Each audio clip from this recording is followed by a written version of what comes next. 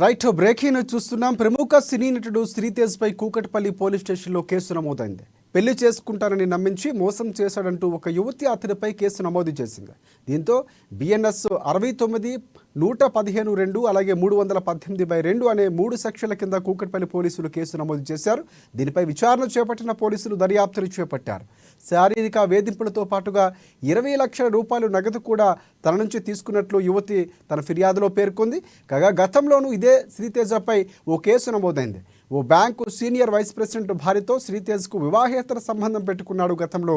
ఈ విషయం తెలిసి ఆ మహిళ యొక్క భర్త గుండెపోటుతో మృతి చెందాడు. దీంతో మృతుడి కుటుంబ సభ్యులు శ్రీతేజ్పై మాదాపూర్ పోలీస్ స్టేషన్లో ఫిర్యాదు చేశారు.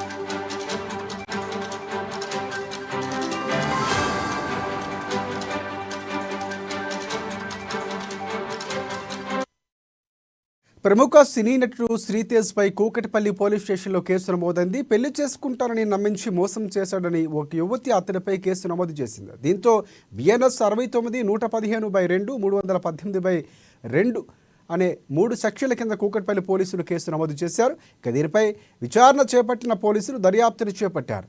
శారీరక వేధింపులతో పాటుగా 20 లక్షల రూపాయలు నగదు కూడా తన నుంచి తీసుకున్నట్లు యువతి తన ఫిర్యాదులో పేర్కొంది.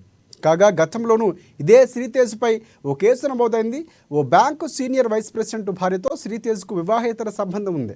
ఈ విషయం తెలిసిన ఆ మహిళ భర్త గుండెపోటుతో మృతి చెందాడు. దీంతో మృతుడి కుటుంబ సభ్యులు శ్రీతేజ్పై మాదాపూర్ పోలీసులు ఫిర్యాదు చేశారు.